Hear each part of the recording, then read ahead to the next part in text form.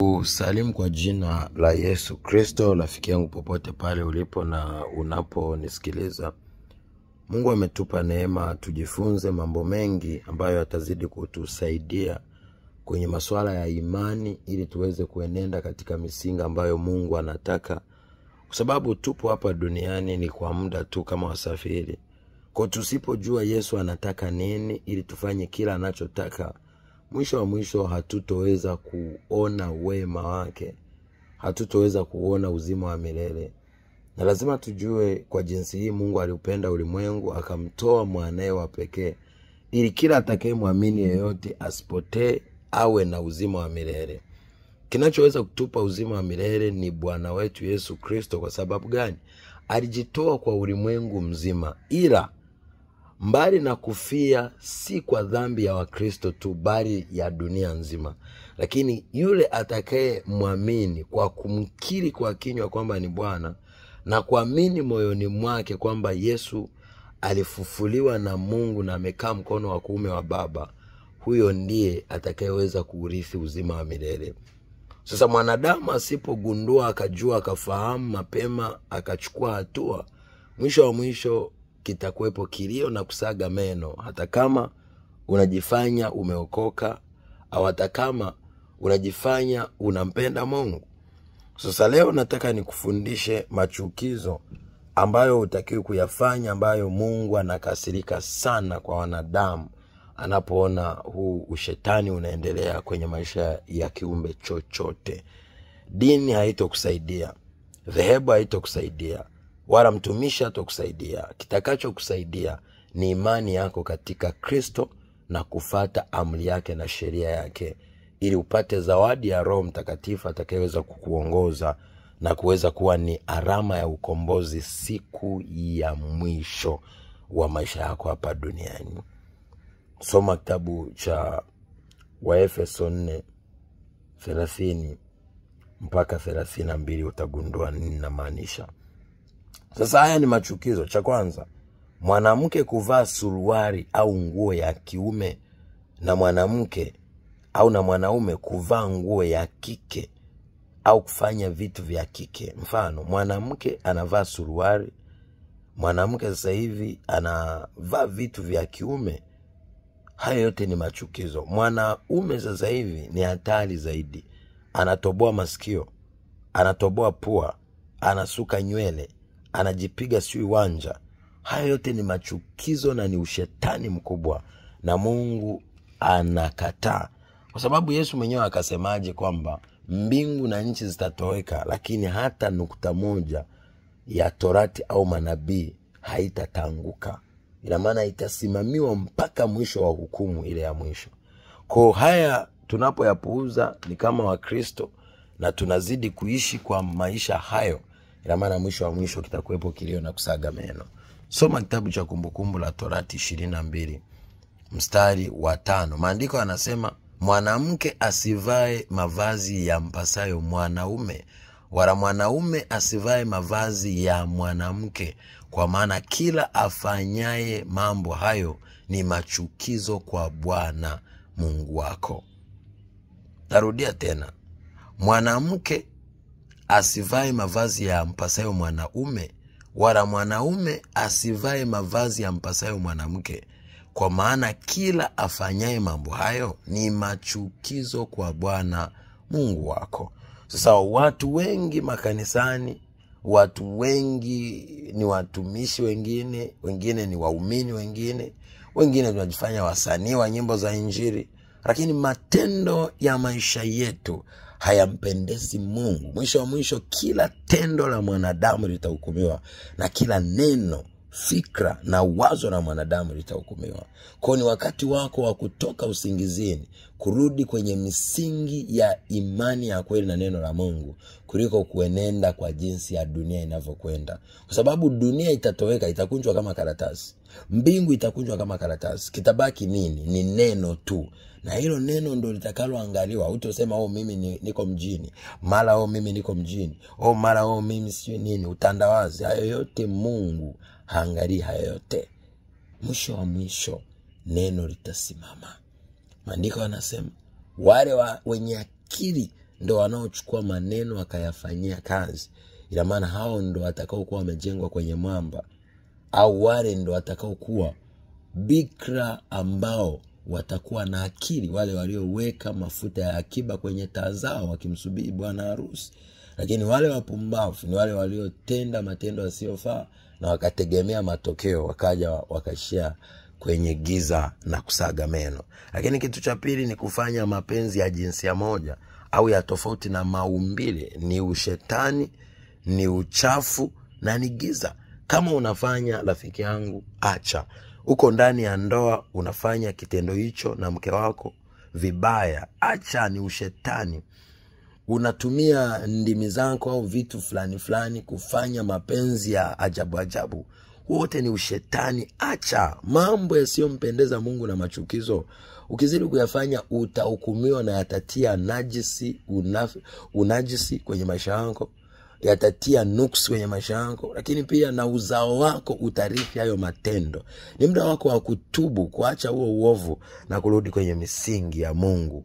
Neno linasemaje? Timothy wa kwanza sura ile ya kwanza mstari wa 10 mpaka 11, maandiko yanasema, na wazinifu na wafilaji na waibao watu na waongo nao waapao kwa uongo, na likiwapo neno lolote linginelo lisilopatana na mafundisho yenye uzima, kama vile ilivyonenwa katika habari njema ya utukufu wa Mungu, ahimidiwaye niliyowawekea amana, hao wote watahukumiwa. Lakini pia neno la Mungu linasemaje? Wa Korinto wa kwanza sura ya 6 mstari kuanzia wa 9 mpaka 11, maandiko yanasema, na hamjui ya kuwa wadhalimu hawataurithi ufalme wa Mungu? Msidanganyike, waasherati hawataurithi ufalme wa Mungu, wala waabudu sanamu, wala wazinzi, wala wafilaji, wala warawiti, wala wevi, wala watamanio, wala walevi, wala watukanaji. Watu sasa hivi matusi ni matusi ya nguoni na ya ajabu. Wala wanyang'anyi. Na baadhi yenu mlikuwa watu wa namna hii, lakini mlioshwa, lakini mlitakaswa, lakini mlihesabiwa haki katika jina la Bwana Yesu Kristo na katika Roho wa Mungu wetu. Jina la Bwana Yesu Kristo, lakini na Roho ambaye ni Roho Mtakatifu, Roho wa Mungu wetu. Sasa ni wakati wako wa kubadilisha hayo matendo mapema, kwa sababu tupo kwenye majira ya mwisho na tupo kwenye nyakati za mwisho. Muda wote ukiondoka kwenye dhambi ni jehanamu moja kwa moja, hamna msamaha. Yani neema ni sasa, lakini baada ya hii neema kuisha utajikomboa kwa damu yako. Maisha ni kufanya maamuzi sasa. Wokovu ni dakika hii, ni sasa hivi. Ukizidi kufanya machukizo, ila maana yatakupeleka pabaya. Lakini tatu ni ibada ya vinyago na miungu. Ibada ya vinyago na miungu. Ibada hiyo Mungu ameikataza, rafiki yangu. Unapozidi kufanya, ndo maana majanga hayaishi kwenye familia zetu. Mabaya yaishi, matatizo hayaishi. Tunaona amri ya kwanza kabisa ya Mungu. Ukisoma kitabu cha Kumbukumbu la Torati 5 mstari wa 6, maandiko yanasema, mimi ni Bwana Mungu wako niliyekutoa katika nchi ya Misri, katika nyumba ya utumwa. Usiwe na miungu mingine ila mimi. Usijifanyie sanamu ya kuchonga mfano wa kitu chochote kilicho mbinguni au kilicho chini duniani au kilicho majini chini ya nchi. Usivisujudie wala kuvitumikia, kwa kuwa mimi Bwana Mungu wako ni Mungu mwenye wivu, na wapatiliza wana uovu wa baba zao hata kizazi cha 3 na cha 4 cha wanichukizao, nami na warehemu maelfu na maelfu wanipendao na kuzishika amri zangu. Ndugu yangu, acha kuabudu vinyago, acha kuabudu malkia wa mbinguni, acha kuabudu masanamu, mara ya watakatifu, masanamu, mara ya malaika, mara ya Bikira Maria, mara ya Rozari, mara ya nini. Hayo yote ni machukizo yasiyopendeza kwa Mungu. Lakini kitu cha 4 ni uchawi, uuaji, uongo, uzinzi na mambo ya machukizo kama hayo. Nataka nikusomee neno kutoka kitabu cha Ufunuo sura ya 21 mstari wa 8. Nakupa na maandiko ili usije ukasema Apostle Johannes mala anasema maneno yake mwenyewe. Hayo ni mambo ambayo usipoyazingatia, hilo ni neno la Mungu, na neno la Mungu huwa halitanguki. Kama halitanguki, unapolichakachua, ina maana utaharibiwa na utaadhibiwa siku ya mwisho. Ukisoma kitabu cha Ufunuo sura ya 21 mstari wa 8, maandiko yanasema, bali waoga na wasioamini na wachukizao na wauaji na wazinzi na wachawi na hao waabuduo sanamu na waongo wote, sehemu yao ni katika lile ziwa liwakalo moto na kiberiti. Hii ndiyo mauti ya pili. Narudia tena, Ufunuo wa Yohana 21:8. Kama una kitendo kimojawapo kati ya haya, anza kupambana nacho, omba rehema na anza kukibadilisha haraka, kwa sababu hujui siku wala saa utaondoka, na muda wote unyakuo unaweza kutokea, au wewe unaweza kuondoka duniani. Sasa ukiondoka kwenye dhambi, hakuna namna yoyote utasaidika. Kuomba ni sasa, kutubu ni sasa, kujitoa kwenye giza ni sasa hivi, sio kesho wala kesho kutwa. Uokovu ni sasa, kuamini ni sasa, kwa sababu kuna wengi walisema nitaokoka, wamekufa kwenye dhambi na wanaenda jehanamu ya moto. Narudia tena, Ufunuo 21:8, Ufunuo wa Yohana, bali waoga, wasioamini, wachukizao, wauaji, wazinzi, wachawi na hao waabuduo sanamu, waongo wote, sehemu yao ni katika lile ziwa liwakalo moto na kiberiti. Hii ndiyo mauti ya pili. Mwisho kabisa, amini namba 6 ni kutosamehe na kutoachilia, kuishi maisha ya hasira, majungu, hasira. Maandiko yanasemaje? Hasira ya mwanadamu haitendi haki ya Mungu, Yakobo 1:20.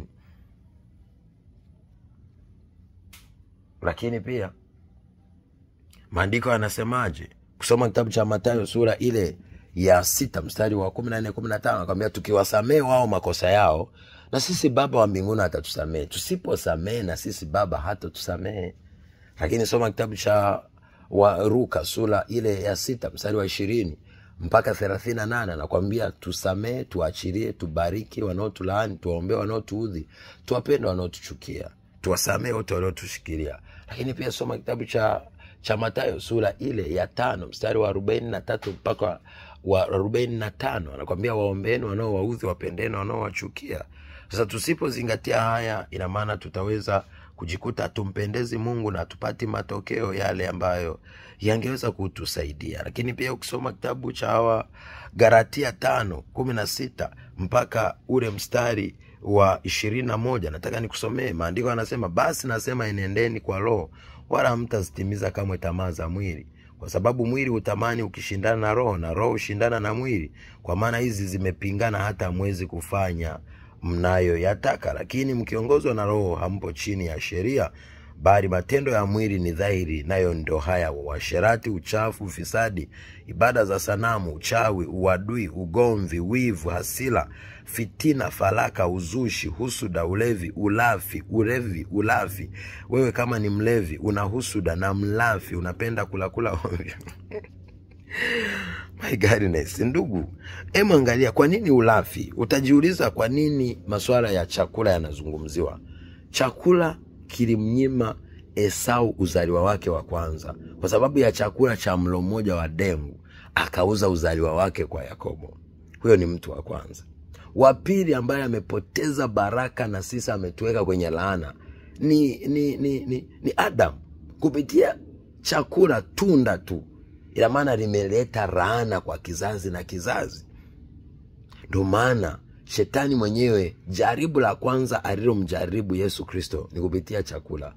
Yesu alipofunga akaona njaa. Ukisoma kitabu cha Mathayo sura ya 4 mstari wa 1 mpaka 11, na Mathayo Luka sura ya 4 mstari wa 1 mpaka 13, anakuambia geuza, kama wewe ni mwana wa Mungu, geuza hii kuwa mkate. Geuza jiwe hili kuwa mkate. Yesu akamwambia, imeandikwa, mtu hatoishi kwa mkate tu, bali kwa kila neno linalotoka kwenye kinywa cha Bwana. Hii tunaona pia kwenye kitabu cha Yohana wa kwanza sura ya 2 mstari wa 15 mpaka 17, anakuambia tamaa za mwili, tamaa za macho na kiburi cha uzima havitokani na Mungu, bali vyatokana na dunia. Na dunia inapita pamoja na tamaa zake, lakini yule anayefanya tu mapenzi ya Mungu ndiye atakayedumu milele. Kwa hiyo ulafi si kitu cha kuona kawaida. Wengi kwa sababu ya chakula tumeuza miili yetu. Wadada wengi kwa sababu ya chips wanafanya uzinzi. Wamama wengi wametelekeza ndoa yao kwa sababu ya chakula. Kwa hiyo tumbo ni kitu hatari sana. Ndio maana Paulo akasema tumbo ni kwa chakula, chakula ni kwa tumbo, lakini Mungu atavitowesha vyote.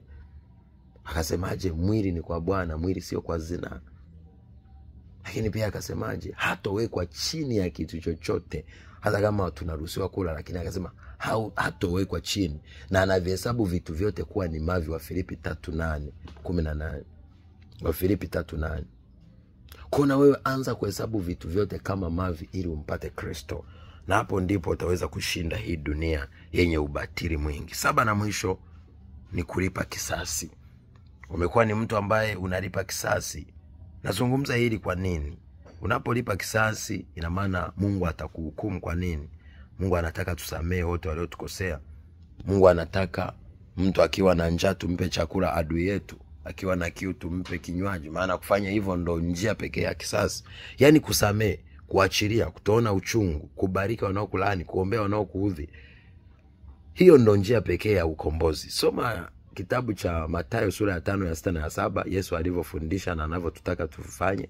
Lakini pia soma kitabu cha Luka sura ya 6 nzima, utagundua Yesu anataka nini. Unaweza kuanzia pia mstari wa 6, sura ya mstari wa 20, sura ya 6 Luka. Unaweza kugundua Yesu anataka nini, na ukifanya hayo Yesu anayotaka ndipo utaona matokeo. Lakini usipofanya hayo anayotaka Yesu ukafanya ya kwako, mwisho wa mwisho utaangamia na hakuna atakaye kusaidia. Ndio maana anataka tusilipe kisasi, maana kisasi ni cha Bwana. Kusoma kitabu cha Warumi sura ile ya 12. Ukisoma ile sura ya 12 nzima utaweza kupata mwelekeo mzuri, lakini nataka nikusomee hili jambo kuanzia mstari ule wa 17 nawe utasikia. Warumi 12:17, maandiko yanasema msimlipe mtu ovu kwa ovu, angalieni yaliyo mema machoni pa watu wote. Kama yamkini kwa upande wenu mkae katika amani na watu wote. Wapenzi, msijilipize kisasi, bali ipisheni ghadhabu ya Mungu, maana imeandikwa, kisasi ni juu yangu, mimi nitalipa, asema Bwana. Lakini adui yako akiwa na njaa mlishe, na akiwa na kiu mnyweshe, maana ufanyavyo hivyo utamparia makaa ya moto kichwani pake. Usishindwe na ubaya, bali ushinde ubaya kwa wema. Haya nimekufundisha rafiki yangu. Mimi nimemaliza kazi yangu. Kazi yako ni kufata na kufanyia kazi. Na kama una mashaka, rudi kwenye maandiko usome, maana si maneno yangu. Mimi sifundishi maneno yangu, wala sijawahi kuandika Biblia, wala sijawahi na sitokuja kuwahi, bali yameandikwa na Mungu mwenyewe kwa ufunuo wa Roho Mtakatifu kupitia watu wake ambao Mungu aliwapa neema.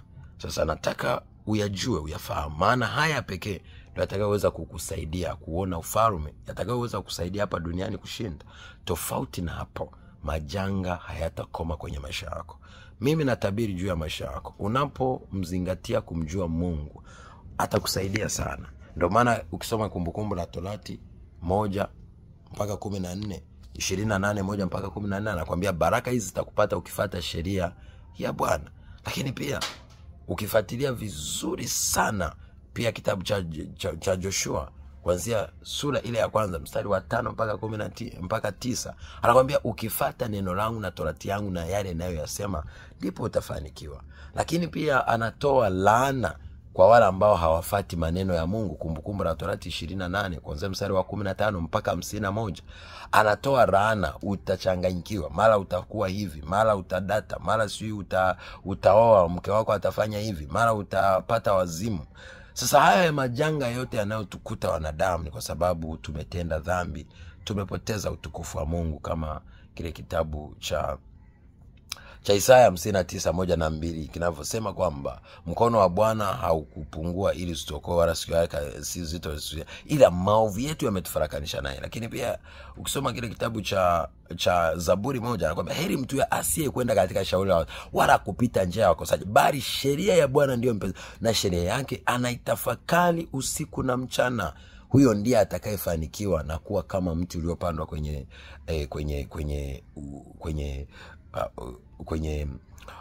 chemchemi ya maji. Lakini pia anasema kwenye Isaya 1 kuanzia mstari wa 14, 15, 16, 17 anakuambia jioshe, jitakaze, acha kutenda mabaya, taka hukumu, wasaidie walioonewa, wasaidie yatima na wajane. Anasema hapo tukifanya hayo ndipo dhambi zetu zitaoshwa na zitakuwa nyeupe kama theluji, hata kama zilikuwa nyekundu kama damu au kama bendera.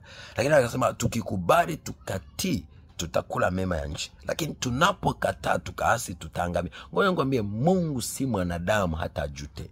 Mungu si mwanadamu hata aseme uongo. Ukisoma kitabu cha Wakorinto wa 2 sura ya 1:20 anakuambia ahadi zake zote ni kweli na ni amina.